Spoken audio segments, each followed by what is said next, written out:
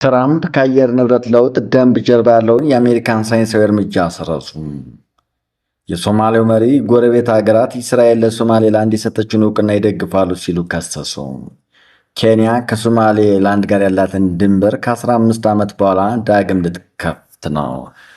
ከሰሞኑ በደብረ ታቦር ከተማ ምን ተከሰተ ሲል ቢቢሲ ጠይቋል። ዜናዎችን በዝርዝር እናሰማለን። ሰላም ጤና ይስጥልኝ ክቡራትና ክቡራን ቤተሰቦቻችን፣ ዜናዎችን ከድረገጽ አግኝቻቸዋለሁ ከቢቢሲ ማለት ነው።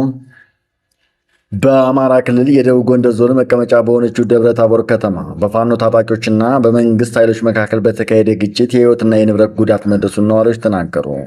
በከተማዋ ከፍተኛ ውድመት ያደረሰው ግጭት የተከሰተው በዞኑ በሚገኙ ሌሎች አካባቢዎች ጭምር ውጥረት ከነገሰ ከአንድ ወር ገደማ በኋላ እንደሆነ ነዋሪዎች ለቢቢሲ ገልጸዋል። ለደህንነታቸው ሲባል ስማቸው እንዲጠቀስ ያልፈለጉና ቢቢሲ ያነጋገራቸው 4 ነዋሪዎች ረቡዕ የካቲት 4 2018 ዓ.ም ከማለዳው 12 ሰዓት እስከ 1 ሰዓት በከተማ ውስጥ ተኩስ መሰማት እንደጀመረ ተናግረዋል። እስከ ቀኑ 11 ሰዓት ድረስ የዘለቀ ባሉት የዚህ ግጭት ፖሊስ ጣቢያዎችና የመንግስት ተቋማት ተቃጥለዋል፣ እንዲሁም የመንግስት የጸጥታ ኃይሎችና የፋኖ ታጣቂዎች ሞተዋል ብለዋል። የሟቾች ቁጥር ምን ያህል እንደሆነ ባይጠቅሱም የደረሰው ጉዳት ከባድ ነው ሲሉ ገልጸውታል። ሌላው ነዋሪም የፋርጣ ወረዳ ፖሊስ ጽሕፈት ቤት ሙሉ በሙሉ ወድሟል። ቄስ አለማየሁ የሚባል አካባቢ የሚገኝ የከተማ ፖሊስ ጣቢያና የዞኑ ፖሊስ መምሪያ እንዲሁም ማህበራት የሚባል መስሪያ ቤት ተቃጥለዋል ብለዋል። የሲቪል ሰርቪስ መምሪያ፣ የዞኑ ፖሊስ መምሪያ፣ የዞኑ ዋና አስተዳደር እንግዳ ማረፊያ እንዲሁም በርካታ የፖሊስ ጽሕፈት ቤት መቃጠላቸውን የገለጹ ነዋሪዎች በበኩላቸው በመንግስት ተቋማት ላይ የደረሰውን ውድመት መጠነ ሰፊ እንደሆነ ተናግረዋል። ከአርሶ አደሮች መሳሪያ ተሰብስቦ ተከማችቷል የሚል ወሬ ስለነበር እሱን አቃጥለው ወጡ የሚባለው ሲሉ ምክንያቱ ምን እንደሆነ ጠቁመዋል። በተለያዩ የከተማ አካባቢዎች የድሮን ጥቃት መፈጸማቸውና ነዋሪዎች ለቢቢሲ ተናግረዋል። አንድ ነዋሪ ጥቃቱ በከተማው ዳርቻ ነው የተፈጸመው። ኪዳነ ምሕረት አባረጋዊ አካባቢ የድሮን ጥቃት ተፈጽሟል። በአካባቢው የፋኖ ኃይል ነበር። በእነሱ ላይ በተደጋጋሚ ጥቃት ተፈጽሟል ሲሉ ድምፅ ይሰማቸው እንደነበር ገልጸዋል። ከዚህ ባሻገር በወቅቱ ሲንቀሳቀሱ የነበሩ 4 የሚደርሱ ሰላማዊ ሰዎች መገደላቸውን ነዋሪዎች አክለዋል። በግጭቱ ስለደረሰው የጉዳት መጠን ከአካባቢው መስተዳድር የተገለጸ አንዳች ነገር የለም። ቢቢሲም ስለ ክስተቱ ከገለልተኛ ወገን አላረጋገጠም። ከአካባቢው ተስተዳዳሪዎችና የኮሚኒኬሽን ኃላፊ ዝርዝር መረጃ ለመጠየቅ ያደርገው ጥረትም አልተሳካም። የከተማው አስተዳደር ባወጣው መግለጫ ወራሪ ሲሉ የገለጻቸው ኃይሎች በመንግስትና በግለሰብ ንብረት ላይ ውድመትና ዘረፋ መፈጸማቸውን ገልጸዋል። ታጣቂ ኃይሎች በስም ያልተጠቀሰው አስተዳደሩ ታጣቂ ቡድን ብዛት ያላቸው የከተማ አስተዳደር ተቋማት፣ የደቡብ ጎንደር ዞንና የፋርጣ ወረዳ ተቋማት በእሳት እንዲቃጠሉ እንዲሁም የኤሌክትሮኒክስ ዕቃና ሌሎች ቁሳቁሶች እንዲወድሙ አድርጓል ብለዋል። ከዚህም በተጨማሪ አምቡላንሶችና ተሽከርካሪዎች እንደተቃጠሉም ገልጸዋል። የከተማ አስተዳደሩ በማህበራዊ ሚዲያ ገጹ ላይ በቃጠሎ የወደሙ ተቋማትና ንብረቶች ምስል አጋርቷል። የአማራ ብሔራዊ ንቅናቄ አብን የካቲት 3 2018 ዓ.ም በወጣው መግለጫ በክልሉ አንዳንድ አካባቢዎች ግጭቶች አገርሽቷል ብለዋል።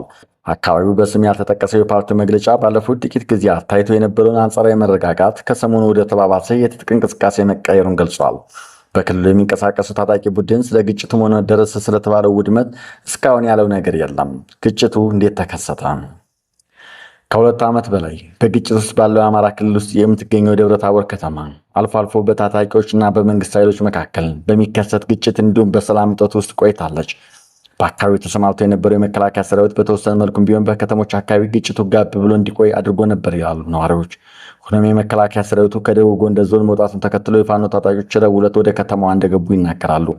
አንድ ነዋሪ ባለፈው ሳምንት ረቡዕ ጥር 29 2018 ዓ.ም መከላከያ ከደቡብ ጎንደር መጥቶ ነበር። ከዚያም ፋኖች በየወረዳው ገቡ፣ ከዚያም ወደ ዞኑ ገቡ ብለዋል። በከተማው ዙሪያ ለአንድ ሳምንት ያለ ውጥረት እንደነበር ያስታወሱ ነዋሪው ማክሰኞ ዕለት በስራ ላይ ሳሉ የፋኖ ታጣቂዎች በመኪና ተጭነው ወደ ከተማዋ እያመሩ እንደሆነ ሲሰሙ እኩለ ቀን ላይ ስራቸውን አቋርጠው ወደ ቤት መመለሳቸውን ተናግረዋል። በዚያው ውጊያ ከተጀመረ 1 ሳምንት ሆኗል። ሰኞ ዕለት ማታ ጀምሮ በደብረ ታቦር አለመረጋጋት ነበረ። ከዚያ ረቡዕ ጠዋት 1 ሰዓት ጀምሮ እስከ ቀኑ 11 ሰዓት ድረስ ከተማው ግጭት ውስጥ ነበረ። የድሮን ጥቃት ነበር። ከሁሉም ወገን በፋኖም በሚሊሻም ብዙ ሰዎች ሞተዋል ብለዋል። አብንም ትናንት በስቲያ ማክሰኞ ዕለት ባወጣው መግለጫ በዝርዝር ያለው ነገር ባይኖርም የሀገር መከላከያ ሰራዊት መነቃነቅ ተከትሎ ህዝባችን ለዳግም ሰብአዊ ቀውስ የሚዳርግ ሁከት ተከስቷል ሲል የመከላከያ ሰራዊት እንቅስቃሴ እንደነበር አመላክቷል። ከተማውን ከስጋት የተላቀቀች ባይሆንም ከረቡዕ አመሻሽ 11 ሰዓት በኋላ ተኩስ አለመኖር ነዋሪዎች ለቢቢሲ ተናግረዋል። የመከላከያ ሰራዊት ወደ ከተማዋ እያመራ እንደሆነ ከተሰማ በኋላ ታጣቂዎች ከከተማው መውጣታቸውን ነዋሪዎች ገልጸዋል።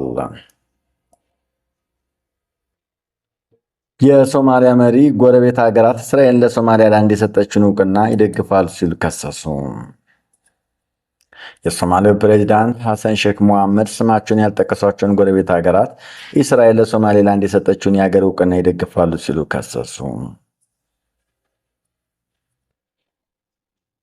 ትራምፕ ከአየር ንብረት ለውጥ ደንብ ጀርባ ያለውን የአሜሪካ ሳይንሳዊ እርምጃ ሰረዙ።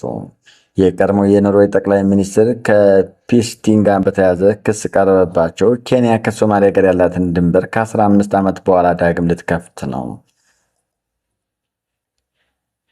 የአሜሪካው ፕሬዚዳንት ዶናልድ ትራምፕ አሜሪካ በቀድሞ ፕሬዚዳንት ኦባማ የስልጣን ዘመን የዓለምን የሙቀት መጠን ለመቀነስ የወሰደቻቸውን ሳይንሳዊ እርምጃዎች በሙሉ ቀለበሱ።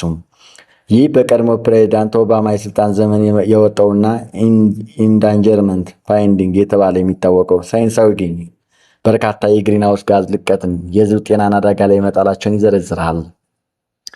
ሳይንሳዊ ግኝቱ የፌዴራል መንግስት ሕግ ማዕቀፎች መነሻ በሆኑ ያገለገለ ሲሆን በተለይ ከተሽከርካሪዎች የሚወጣው የበካይ ጋዝ ልቀት መጠን ለመቀነስ እርምጃ እንዲወስድ አድርጓል።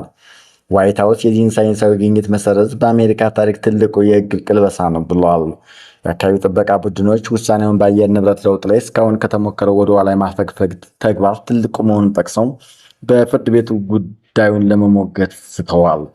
ሐሙስ ዕለት በኦቫል ኦፊስ መግለጫ የሰጡት ፕሬዚዳንት ትራምፕ እንደ አውሮፓ አቆጣጠር በ2009 የወጣው መጀመሪያ በኦባማ የስልጣን ዘመን ከወጣ አውዳሚ ፖሊሲዎች መካከል አንዱና የአሜሪካን አውቶ ኢንዱስትሪ ክፉኛ የጎዳ ነው፣ በዚህም በአሜሪካውያን ሸማቾች ላይ ከፍተኛ ዋጋ ጭማሪ አስከትሏል ሲሉ ተናግረዋል።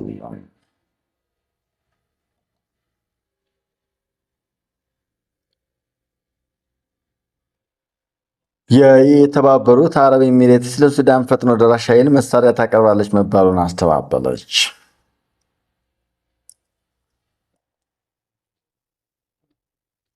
የተባበሩት አረብ ኤሚሬትስ ለሱዳን ፈጥኖ ደራሽ ኃይል አርኤስኤፍ የተለያዩ ድጋፎች ታደርጋለች መባሉን አስተባብላለች።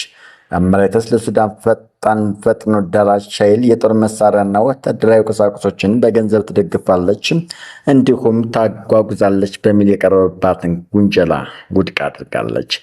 ሮይተርስ ማክሰኞ የካቲት 3 2018 ዓ.ም ባወጣው የምርመራ ዘገባ ኤሚሬትስ ለፈጥኖ ደራሽ ኃይሉ ወታደራዊ ስልጠናዎችና የጦር ቁሳቁሶችን በመስጠት ድጋፍ ታደርጋለች ብሎ ነበረ።